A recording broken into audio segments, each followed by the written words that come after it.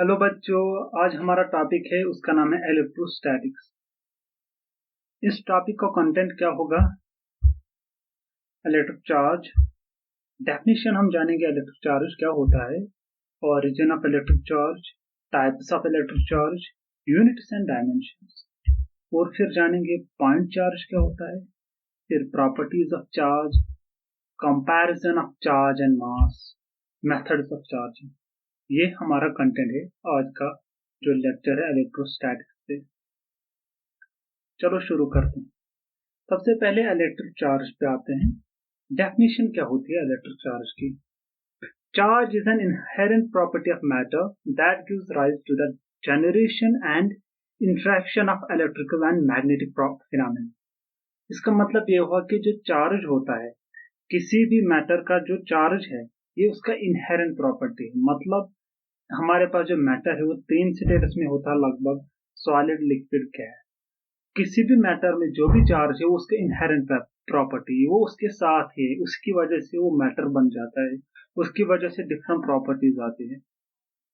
जो चार्ज होता है वो राइज देता है किसका? Electrical and magnetic phenomena. जो हमारे पास इलेक्ट्रिकल फिनोमेना होते हैं, जैसे existence of electricity and magnetic phenomena, जैसे हमारे पास जो हमारा डेनिमो होता है, मोटर्स होते हैं, वहां पर इलेक्ट्रिकल एंड मैग्नेटिक फिनोमेना की वजह से रोटेशन होता है, मैकेनिकल वर्क होता है। वो कहाँ से आता है? चार्ज की वजह से। तो ये मैटर का जो इनहेरेंट प्रॉपर्टी है, जैसे हमारे पास सॉलिड है, लिक्विड है, गैस है, उसका जो इनहेरेंट प्रॉपर्टी है वो क्या है? चार्ज। और उस चार्ज की वजह से हमारे पास क्या मिलता है? एक इलेक्ट्रिक और मैग्नेटिक फिनोमेना हमें देखने को मिलता है। ये चार्ज आता कहां से? हमें पता है जो हमारे पास एटम होता है, एटम जो होता है उसमें हमारे पास होते हैं इलेक्ट्रॉन्स एंड प्रोटॉन्स। इलेक्ट्रॉन्स जो होता है वो आउटसाइड ऑफ द न्यूक्लियस होता है और प्रोटॉन्स इनसाइड द न्यूक्लियस होता है। जब इलेक्ट्रॉन नंबर और प्रोटॉन नंबर सेम ना हो, उनमें अनबैलेंस हो, उसकी वजह से राइज होता है चार्ज। फॉर एग्जाम्पल, अगर नंबर ऑफ इलेक्ट्रॉन ज्यादा हो as compare to number of protons in the nucleus in the atom, तो हमारे पास आता है नेगेटिव चार्ज। अगर नंबर ऑफ इलेक्ट्रॉन्स लेस है, किसके हिसाब से? नंबर ऑफ प्रोटॉन्स के हिसाब से, तो हमारे पास जो एटम होता है उसका चार्ज होता है पॉजिटिव। उसको कहते हैं पॉजिटिव चार्ज्ड एटम। और जिसके पास इलेक्ट्रॉन का संख्या ज्यादा हो उसको बोलते हैं negatively charged atom. For example, यहाँ पर हमें दिया है कि NP मतलब है नंबर ऑफ प्रोटॉन, यह है symbol greater than number of electron का। तो जो हमारे पास चार्ज आता है वो है पॉजिटिव चार्ज। और सिमिलरली, अगर number of electron greater than number of protons हो, तो हमारे पास जो चार्ज आता है उसको बोलते हैं हम नेगेटिव चार्ज। यानी का मतलब है नंबर ऑफ इलेक्ट्रॉन्स। क्योंकि जो हमारे पास न्यूक्लियस होता है, न्यूक्लियस होता है और न्यूक्लियस के बाहर हमारे पास रिवॉल्व करते हैं इलेक्ट्रॉन्स, और न्यूक्लियस में हमारे पास है प्रोटॉन्स। तो जो प्रोटॉन्स है, अगर उनकी संख्या कम है एज कंपेयर टू इलेक्ट्रॉन्स, तो नेगेटिव चार्ज। अगर उनकी संख्या ज्यादा है तो पॉजिटिव चार्ज, क्योंकि प्रोटॉन्स देता है राइज पॉजिटिव चार्ज को और इलेक्ट्रॉन्स देता है राइज नेगेटिव चार्ज को। यहाँ पर हमने मास के हिसाब से देखा, अगर हमारे पास इलेक्ट्रॉन जो है उनकी संख्या कम है प्रोटॉन के हिसाब से, तो हमारे पास जो मास मिलेगा वो ओरिजिनल मास। फॉर एग्जांपल, हमारे पास एटम है, उसमें 10 इलेक्ट्रॉन थे, 10 प्रोटॉन थे। जो उस एटम का मास होगा वो उस एटम से कम होगा जिसमें इलेक्ट्रॉन 10 की जगह 9 होंगे और 10 प्रोटॉन होंगे। अगर हम उस एटम का एटॉमिक नंबर 10 किसका है? Hydrogen, helium, lithium, beryllium, boron, carbon, nitrogen, oxygen, chlorine, neon. Neon जैसे हमारे पास एटम है, उसमें 10 इलेक्ट्रॉन्स और 10 प्रोटॉन्स होते हैं। अगर ये संख्या, जो इलेक्ट्रॉन की संख्या कम है नियॉन में, तो हमारे पास जो उसका मास होगा वो कम ही होगा, क्योंकि प्रोटॉन तो बाहर निकलेगा ही नहीं एटम से, वो बहुत डिफिकल्ट है, उसको ब्रेक करना पड़ेगा। तो इसलिए इलेक्ट्रॉन इजीली बाहर हो जाता है, क्योंकि उनका मास कम होता है और इजीली वो फ्लो होता है, क्योंकि वो न्यूक्लियस से बहुत दूर है। तो इसकी वजह से वो इजीली लूज होता है, तो इलेक्ट्रॉन बाहर जाता है, कभी कभार अंदर आता है शेल में। उसकी वजह से जो एटम का अगर शेल में इलेक्ट्रॉन ऐड ऑन हो गए तो मास ज्यादा होगा, अगर इलेक्ट्रॉन्स कम हो गए तो मास कम होगा। जो पॉजिटिव चार्ज है, पॉजिटिव चार्ज एटम में न्यूट्रल एटम से मास कम होता है। फॉर एग्जाम्पल यहाँ पर न्यूट्रल एटम का मास m से दिखाएंगे, तो जिसमें इलेक्ट्रॉन और प्रोटॉन सेम है। तो नेगेटिव चार्ज में जो मास होता है वो ग्रेटर होता है न्यूट्रल एटम के कंपैरिजन में, अगर सेम एलिमेंट हो तो। जो चार्ज ऑफ इलेक्ट्रॉन है, जो इलेक्ट्रॉन है उसका चार्ज कितना होता है, वो है 1.6021763 इंटू 10⁻⁻19 cc का मतलब होता है कोलम। इतना चार्ज होता है एक इलेक्ट्रॉन में, तो कोलम है यूनिट ऑफ द चार्ज। तो हम शॉर्ट में इसको लिखते हैं 1.6 इंटू 10⁻⁻19 कोलम। अब टाइप्स ऑफ चार्जेस कितने होते हैं, हमें पता है चार्जेस दो टाइप्स के होते हैं, एक होता है पॉजिटिव चार्ज और दूसरा होता है नेगेटिव चार्ज। और इनकी प्रॉपर्टी क्या है, same charges repel, opposite charges attract. मान लो हमारे पास दो प्रोटॉन्स है, वो आपस में रिपेल करते हैं, और अपोजिट चार्ज जैसे प्रोटॉन और इलेक्ट्रॉन वो आपस को अट्रैक्ट करते हैं, क्योंकि पॉजिटिव चार्ज और नेगेटिव चार्ज आपस को अट्रैक्ट करते हैं, और जो सेम चार्जेस होते हैं वो रिपेल करते हैं। Negative negative repel, positive positive repel. अब चार्ज की यूनिट्स क्या होते हैं, वो डायमेंशंस क्या होते हैं। Rate of flow of electric charge is called electric current. जो इलेक्ट्रिक चार्ज जब फ्लो होता है तो हम उसको क्या कहते हैं, इलेक्ट्रिक करंट। फॉर एग्जाम्पल जिस हिसाब से इलेक्ट्रिक चार्ज फ्लो होगा उस रेट को हम कहते हैं इलेक्ट्रिक करंट। कितने टाइम में कितने इलेक्ट्रॉन्स फ्लो होंगे उस चीज को कहते हैं इलेक्ट्रिक करंट। जब तक इलेक्ट्रॉन्स फ्लो ना हो तब तक इलेक्ट्रिक करंट नहीं होगी। हमारे कंडक्टर में इलेक्ट्रॉन्स ऑलरेडी मौजूद होते हैं, लेकिन जब तक वो फ्लो ना करे, वो इस टाइम के हिसाब से डिस्प्लेस ना हो, तब तक हमारे पास इलेक्ट्रिक करंट नहीं होती। आई डिफाइन होती है इलेक्ट्रिक करंट को, उसको बोलते हैं rate of change of charge time. D Q है यूनिट ऑफ चार्ज, और डिवाइड बाय dt होता है टाइम विथ रेस्पेक्ट टाइम। जब हम डिफरेंशिएट करते हैं किसी चीज को, यानी कि इस हिसाब से इस रेट से ये चार्ज फ्लो हो, dt मतलब सबसे स्मॉलेस्ट टाइम, डी क्यू होता है सबसे स्मॉलेस्ट चार्ज। या हम इसको ऐसे लिख सकते हैं, अगर dt को इस तरफ ले जाएंगे जो rate of change of time का, इसके करंट के साथ, तो हमारे पास निकलेगा छोटा सा चार्ज डी क्यू। जो चार्ज का यूनिट है वो है एम्पियर सेकंड, जिसको हम बोलते हैं कोलम, क्योंकि करंट का यूनिट है एम्पियर, टाइम का यूनिट है सेकंड, और उसको शॉर्ट में बोला जाता है कोलम। कोलम है यूनिट ऑफ चार्ज। तो चार्ज को हम कभी कभार क्या लिख सकते हैं, ampere second. CGS unit, CGS पता है ना, सेंटीमीटर ग्राम सेकंड। इस यूनिट में चार्ज का यूनिट जो है वो है स्टैट कोलम। क्या है, स्टैट कोलम, और इसको कभी कभार ईएसयू भी बोला जाता है, electrostatic unit of charge. One coulomb जो होता है वो 10⁻⁹, ये याद रखो, वन कोलम जो होता है वो 10⁻⁹ स्टैट कोलम होता है। यहाँ ईएसयू यानी कि एक कोलम में 10⁻⁹ स्टैट कोलम्स होते हैं। यहाँ ईएसयू मतलब इलेक्ट्रोस्टैटिक यूनिट ऑफ चार्ज। अब डायमेंशंस की बात की जाए, चार्ज के डायमेंशंस क्या होते हैं। हमें पता है चार्ज क्या है, एम्पियर सेकंड उसका यूनिट है। तो एम्पियर यानी कि करंट को हम ए से लिखते हैं, सेकंड यानी टाइम को टी से लिखते हैं, तो इसलिए चार्ज का डायमेंशन है ए टी। चार्ज को लिखते हैं क्यू से उसका डायमेंशन, और वो ए टी के बराबर होता है। अब हमारे पास आता है concept of point charge. Point charge क्या होता है, इज ए हाइपोथेटिकल चार्ज। ये एक्चुअली रियल में होगा या नहीं, ये हम मानते हैं कि वो चार्ज जो सबसे स्मॉलेस्ट चार्ज हो, हमारे पास जो सबसे बेसिक यूनिट चार्ज हो, eight a single point in space, while an electron can for many purposes be considered as point charge. हम कभी कभार इलेक्ट्रॉन को कंसिडर करते हैं एज ए पॉइंट चार्ज को, जो its size can be characterized by the length of electron radius. ये इतना छोटा होता है कि उसका साइज जो होता है उस चार्ज का, वो किसके हिसाब से हम नापते हैं, इलेक्ट्रॉन रेडियस के। जितना इलेक्ट्रॉन बड़ा है उसी के आसपास उसका साइज हो, उस चार्ज को हम पॉइंट चार्ज कहते हैं।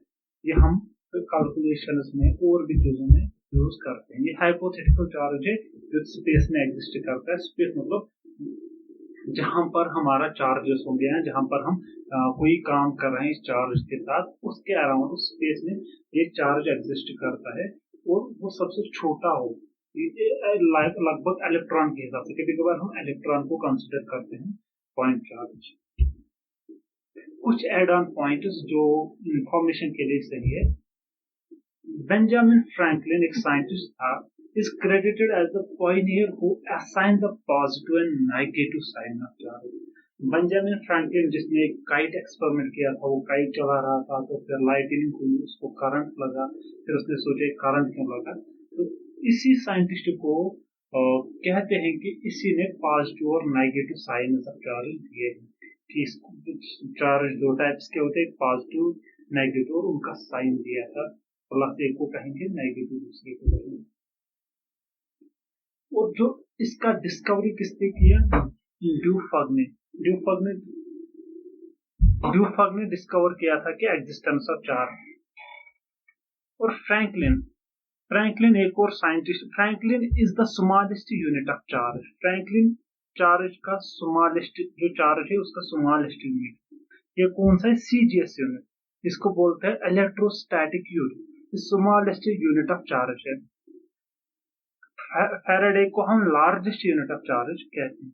Franklin is the smallest unit of charge, while Faraday is the largest unit of charge. एक फैराडे इतना होता है 96485.3 कोलम, इतना बड़ा होता है। जब इतने सारे कोलम्स हमारे पास होते हैं 96485.3 कोलम्स, हम उसको कहते हैं 1 फैराडे। अगर आपके पास क्वेश्चन आएगा उसमें कहेगा कि 10 फैराडे, 5 फैराडे, तो उसको एसआई में कन्वर्ट कर सकते हैं 10 into 96485.3 कोलम, फिर जाके हम इस क्वेश्चन को सॉल्व कर सकते हैं। इसी तरह फ्रैंकलिन जो है वो smallest unit of charge.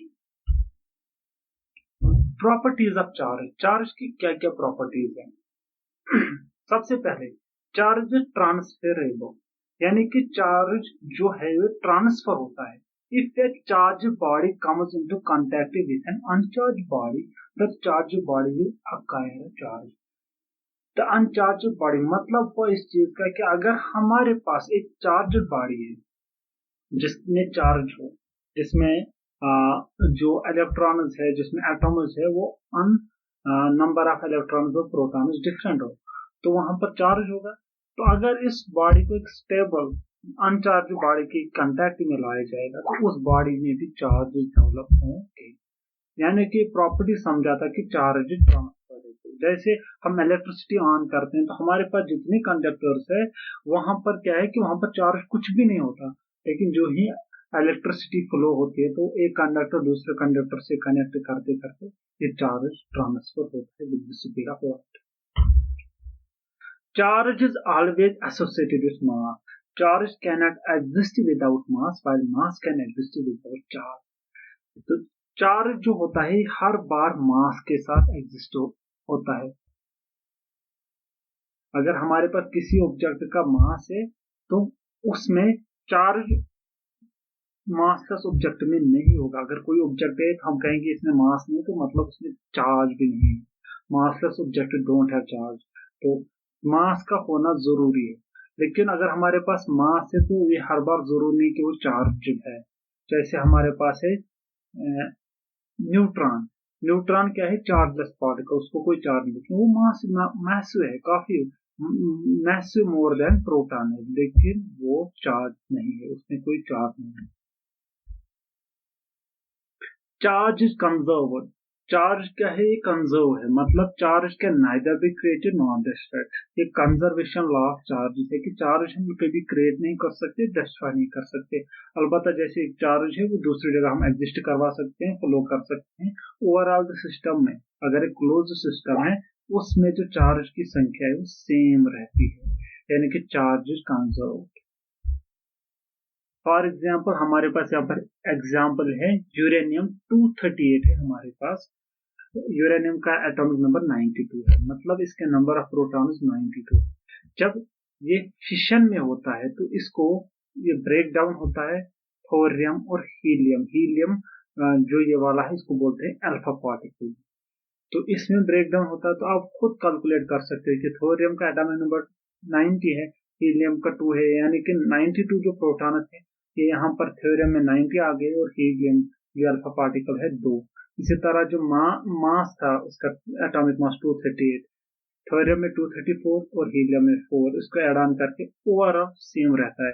So this means charge can neither be created nor destroyed. Invariance of charge, इसका मतलब क्या होता है कि जो चार्ज है the numerical value of elemental charge independent of velocity, मतलब वेलोसिटी की वजह से चार्ज बॉडी में चेंज नहीं होगा। अगर बॉडी का वेलोसिटी ज्यादा होगा तो इसका मतलब उसमें ज्यादा चार्जेस नहीं होंगे, बॉडी का वेलोसिटी कम होगा इसका मतलब उसमें चार्ज कम नहीं होगा, क्योंकि एटम ओवरऑल न्यूट्रल होता है, ये इससे प्रूव हो जाता है। फिफ्थ प्रॉपर्टी क्या है, charge produces an electric and magnetic field. जो हमारे पास चार्ज होते हैं उसके साथ दो फील्ड्स होते हैं, एक इलेक्ट्रिक फील्ड और एक मैग्नेटिक फील्ड, ये प्रोड्यूस कर देता है। जो चार्ज बॉडी होते हैं उसमें इलेक्ट्रिक फील्ड उसके साथ होता है, फील्ड क्या होता है, जो जैसे हमारे पास मैग्नेटिक फील्ड होता है, जैसे हमारे पास मैग्नेट है वो ड्रा करते हैं लाइन के, यहाँ से मैग्नेटिक फील्ड होता है। इसी तरह इलेक्ट्रिसिटी का जो फील्ड होता है उसको बोलते हैं इलेक्ट्रिक फील्ड, तो ये चार्ज के एसोसिएट होता है। चार्ज पार्टिकल रेस्ट प्रोड्यूस, जो चार्ज पार्टिकल रेस्ट में है वो खाली कौन सा फील्ड प्रोड्यूस करता है, electric field in the space surrounding. For example हमारे पास एक चार्ज पार्टिकल है जिसकी वेलोसिटी 0 है, उसमें कौन सा फील्ड होगा, ओनली इलेक्ट्रिक फील्ड। अगर वो कांस्टेंट वेलोसिटी से मूव कर रहा है तो उसमें इलेक्ट्रिक फील्ड भी होगा, डी वेक्टर यहाँ पर मैग्नेटिक फील्ड, ई वेक्टर यहाँ पर इलेक्ट्रिक फील्ड और वी वेक्टर यहाँ पर वेलोसिटी। अगर इस चार्ज की कुछ वेलोसिटी होगी तो उसमें एक इलेक्ट्रिक फील्ड भी आएगा और मैग्नेटिक फील्ड आएगा। जब हमारे पास इलेक्ट्रिक करंट फ्लो करते हैं तो जो हमारे वायर्स है उसमें कौन कौन से फील्ड होते हैं, इलेक्ट्रिक फील्ड और मैग्नेटिक फील्ड। जो हमारी बैटरी होती है उसमें कौन से, जहाँ पर चार्ज रेस्ट में वो है, या कैपेसिटर्स होते हैं वहां पर खाली इलेक्ट्रिक फील्ड। जब वेलोसिटी कांस्टेंट ना हो यानी कि एक्सेलरेशन हो तो एक इलेक्ट्रिक फील्ड भी होता है, मैग्नेटिक फील्ड हो, तो फिर रेडिएशन ऑफ एनर्जी भी होता है। जैसे हमारे पास लाइट का फ्लो होना तो वहां पर एक्सेलरेशन होता है, और भी फिनोमेना होते हैं। जब कोई चीज एक्सेलरेट कर रहा हो तो वहां पर रेडिएशन वो एनर्जी को रेडिएट करता है in the form of radiation, different type of colour light के फॉर्म में प्रोड्यूस कर देता है। Charge resides on the surface of the conductor, जो चार्ज होते हैं वो कहाँ रहते हैं, कंडक्टर की सरफेस पे। क्यों होते हैं सरफेस पे, charge reside on the outer surface because like charges repel and try to get as far away as from another. जो हमारे पास कंडक्टर होते हैं उसमें सी ऑफ चार्जेस होते हैं, सी ऑफ इलेक्ट्रॉन होते हैं, लेकिन ये इलेक्ट्रॉन्स क्या करते हैं, दूसरे इलेक्ट्रॉन को रिपेल करते हैं, like charges repel each other. इसकी वजह से इलेक्ट्रॉन ट्राई करता है कि मैं उस इलेक्ट्रॉन से जितना चाहूं उतना दूर रह सकूं। इसकी वजह से ये सबसे फर्देस्ट पॉइंट जो होता है वो कहाँ है, सरफेस ऑफ द कंडक्टर, और इसलिए चार्ज जो है वो कहां पर रिजल्ट करता है, सरफेस ऑफ द कंडक्टर। जो चार्ज होता है वो लीक कहाँ होता है, शार्प पॉइंट से। अगर हम कहते हैं कि चार्ज की जगह से ज्यादा फ्लो होगा वो शार्प पॉइंट से। क्यों, अगर सरफेस यूनिफॉर्म हो, मान लो एक यूनिफॉर्म रॉड है तो जो चार्ज का फ्लो है वो यूनिफॉर्म है, हर जगह सेम है। अगर इरेगुलर हो यानी कि एक जगह मोटा कंडक्टर है, एक जगह पतला है, एक जगह पड़ा है, तो जो डिस्ट्रीब्यूशन ऑफ चार्ज होगा वो ऐसे होगा, क्योंकि हमें पता है sigma is the unit of charge density, वो प्रपोर्शन होगा 1/r। जितना रेडियस कम होगा कंडक्टर का वहां पर सिग्मा का यानी कि चार्ज डेंसिटी बहुत ज्यादा होगी। डेंसिटी मतलब कितना चार्ज एक वॉल्यूम में कितना चार्ज हो गए हैं, एक एरिया में कितना चार्ज होगा, तो वो किस पे डिपेंड करता है, इनवर्स प्रोपोर्शन तो रेडियस ऑफ द कंडक्टर, यानी कि रेडियस जितना पतला होगा उधर चार्ज डेंसिटी ज्यादा होगा, यानी कि नंबर ऑफ चार्जेस ज्यादा होंगे। जितना रेडियस ज्यादा होगा वहां पर चार्ज डेंसिटी कम होगा। क्वांटाइजेशन ऑफ चार्ज, ये इंपॉर्टेंट कंसेप्ट है। क्वांटाइजेशन ऑफ चार्ज क्या होता है कि when a physical quantity can have only discrete value rather than, जब हमारे पास जैसे हम कहते हैं कि चार्ज 1 2 3 4 इलेक्ट्रॉन 5 इलेक्ट्रॉन, ये क्वांटाइजेशन डिस्क्रीट नंबर ऑफ होगा। ऐसे नहीं कि हमारे पास 10.5 इलेक्ट्रॉन वो 11.2 इलेक्ट्रॉन, ऐसा नहीं होता, क्योंकि क्वांटाइजेशन है। The smallest charge that can exist in the nature of is the charge of an electron. जो स्मॉलेस्ट चार्ज दुनिया में, पूरी यूनिवर्स में है, वो कौन सा है? इलेक्ट्रॉन का चार्ज। और क्वांटाइजेशन है कि इंटीग्रल मल्टीपल ऑफ ई हो गए। फॉर एग्जांपल जैसे क्यू है, ये प्लस माइनस एन ई होगा। फॉर एग्जांपल अगर हमारे पास 10 इलेक्ट्रॉन है, यानी कि 10 ई, एन का है 1, एन का जो वैल्यू है 1 2 3 4, कुछ भी होगा 1 से इंफिनाइट तक। लेकिन ये क्वांटाइजेशन है कि 1 के बाद 2 आ गया, यानी कि 1.2 1.2 1.3 ऐसा नहीं होगा, ये डिस्क्रीट वैल्यू होगा। क्योंकि जैसे लैडर्स होते हैं ना, 1 स्टेप 2 स्टेप 3 स्टेप 4 5 6 ऐसा होगा, ऐसे नहीं 1 फिर आधा ही लैडर नहीं, क्योंकि ये क्वांटाइजेशन है कि हमारे पास एक स्पेसिफिक नंबर ऑफ इलेक्ट्रॉन है, उसके इतना चार्ज है, आधा ही इलेक्ट्रॉन नहीं होगा हमारे पास। जो कि कोई भी बॉडी है, कोई भी ऑब्जेक्ट है, उसमें ऐसा चार्ज हमें नहीं मिलेगा 2.3 इलेक्ट्रॉन 7.2 या 10⁻⁵। कुछ एड ऑन पॉइंट जो इंपॉर्टेंट है इंफॉर्मेशन के लिए। सबसे हमें पता है कि recently it has been discovered that elementary particles such as protons और neutrons are composites of quarks। हमें पता है जो प्रोटॉन्स होते हैं और न्यूट्रॉन्स होते हैं, वो किनके बने होते हैं? quarks के बने होते हैं। प्रोटॉन्स जो न्यूक्लियस में होते हैं और न्यूट्रॉन से quarks की वजह, जैसे हमारे पास अप अप डाउन quarks होते हैं, उनकी ये प्रोटॉन होता है। इसी तरह अप डाउन डाउन कारक होता है, ये होता है न्यूट्रॉन। तो उनमें चार्जेस होते हैं 1/3 इलेक्ट्रॉन ऐसे मिला जाता है। लेकिन कारक जो होते हैं ना, उनकी प्रॉपर्टी वो इंडिपेंडेंट एग्जिस्ट नहीं करते। हम एक सिंगल कारक को बाहर नहीं, कारक 6 टाइप्स के होते हैं, up down charm strange bottom, और एक और होता है। ये 6 कारक जो होते हैं कभी इंडिपेंडेंट एग्जिस्ट नहीं करते, in the form of proton exist करते हैं, जिसमें 3 कारक होते हैं न्यूट्रॉन के फॉर्म में, और भी डिफरेंट जो सब एटॉमिक पार्टिकल्स है उनके फॉर्म में एग्जिस्ट करते हैं। लेकिन ये फ्री स्टेट में एग्जिस्ट नहीं करते, इसलिए जो क्वांटाइजेशन ऑफ चार्ज वो यहाँ पर भी एप्लीकेबल है। Comparison of charge and mass. अब हम चार्ज और मास के दरमियान कंपैरिजन करेंगे। जो electric charge can be positive, negative और जीरो। अगर कोई ऑब्जेक्ट है, कोई बॉडी है, ये उसका जो चार्ज होगा ये पॉजिटिव चार्ज होगा, नेगेटिव चार्ज होगा या zero. Mass is always positive, mass कभी जीरो नहीं हो सकता, नेगेटिव नहीं हो सकता। रेस्ट मास जीरो हो सकता है, लेकिन जो moving mass of the object can never be zero. If moving mass of the object is zero, then the object does not, will never exist. Charge carried by a body does not depend upon velocity of the body. जो charge एक body में होता है, एक object में होता है, वो वेलोसिटी पे डिपेंड नहीं करता, it is invariant of the velocity. जो मास है वो डिपेंड करता है, वो इंक्रीज होता है विद द वेलोसिटी। हमें पता है by the general theory of relativity, m is equal to m not square root of 1 minus v square by c square, जिसको हम आगे जाके एक्सप्लेन करेंगे अगले लेक्चर्स में।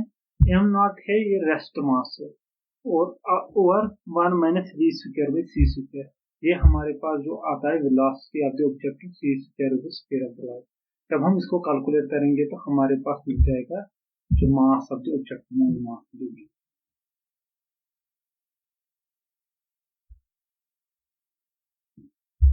चार्ज जो है क्वांटाइज्ड है, लेकिन हमें पता नहीं कि मास क्वांटाइज्ड है या नहीं, अभी ये फाइंड नहीं किया। Charge is conserve, mass is also conserve. Charge जो है ना कंजर्व होती है, मास इज आल्सो कंजर्व, क्योंकि बाय एंटोनियो लॉरेंट लेवेजर के लॉ के हिसाब से mass is also conserve. Charge is conserve, charge जो है कंजर्व होता है, क्योंकि हम चार्ज को क्रिएट नहीं कर सकते, डिस्ट्रॉय नहीं कर सकते, अलबत्ता उनका फॉर्म चेंज कर सकते। मान लो यहाँ पर हमारे पास चार्ज बॉडी है, यहाँ पर अनचार्ज बॉडी है, तो जो चार्ज बॉडी है उनके चार्जेस कहाँ फ्लो होते हैं? अनचार्ज बॉडी में। यहाँ से चार्ज ड्रेन आउट होते हैं, ओवरऑल जब बैलेंस होते हैं, या जब हमारे पास जो इक्विलिब्रियम पोजीशन आ जाएगी, चार्जेस सेम होंगे। तो चार्जेस जो है ओवरऑल सेम रहते हैं, कंजर्व रहते हैं। Force between charges can be attractive और रिपल्सिव। जो चार्जेस के दरमियान फोर्सेस है वो अट्रैक्टिव भी हो सकते हैं, जैसे नेगेटिव और positive charge attract each other, तो और रिपल्सिव होंगे, जैसे लाइक चार्ज, जैसे proton proton repel, electron electron repel. जो ग्रेविटेशनल फोर्स है दो मासेस के दरमियान, खाली अट्रैक्टिव है, फॉर एग्जाम्पल हमारे पास एक ऑब्जेक्ट जिसका मास है 100 kg और दूसरा ऑब्जेक्ट, वो खाली अट्रैक्ट एक दूसरे को करेंगे, रिपेल नहीं करेंगे। There is not any proven factor where and gravitational repel of other body, it always attracts. अब हमारे पास आता है मेथड्स ऑफ चार्जिंग। चार्जिंग के कितने मेथड्स हैं? सबसे पहले आता है हमारे पास भाई फ्रिक्शन। जो चार्ज हमारे पास जनरेट होता है किसकी वजह से? फ्रिक्शन की वजह से। अब चार्जेस आते कहाँ से हैं? चार्ज हम जनरेट कैसे कर सकते हैं? भाई फ्रिक्शन की वजह से। इन फ्रिक्शन, जब हम दो बॉडीज को रब करते हैं एक दूसरे को, फ्रिक्शन का मतलब क्या होता है? एक सरफेस को दूसरे सरफेस के अराउंड मूव करना, उसकी वजह से चार्जेस जो है जनरेट होते हैं या ट्रांसफर होते हैं एक बॉडी से दूसरे बॉडी में। जैसे हम एक गिलास रॉड को रब करते हैं किस पे? सिलिक को गिलास रॉड के ऊपर सब करते हैं, तो जो रॉड है वो पॉजिटिव चार्ज बनते हैं और सिलिक नेगेटिव चार्ज बनते हैं, क्योंकि like charges attract each other, unlike charges attract each other, ऐसे जैसे मैंने एनिमेशन में बताया। दूसरा होता है इलेक्ट्रोस्टैटिक इंडक्शन। इलेक्ट्रोस्टैटिक इंडक्शन क्या मतलब क्या होता है?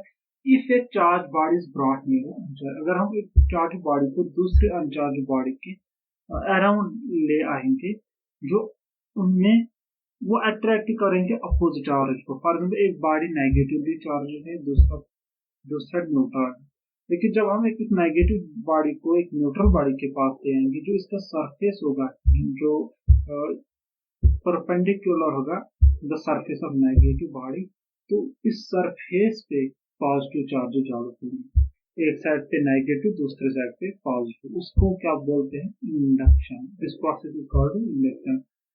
इसको बोलते हैं इलेक्ट्रोस्टैटिक इंडक्शन। यहाँ पर मैं एग्जांपल के साथ दिखाऊंगा। जैसे यहाँ पर हम देख रहे हैं कि एक पॉजिटिव बॉडी आई, जैसे नेगेटिव है, फिर हमने क्या किया, ऐसे है हमारे पास सबसे पहले पॉजिटिव और नेगेटिव, फिर हमने नेगेटिव बॉडी को दिया तो पॉजिटिव जनरेट हुए उसके साथ।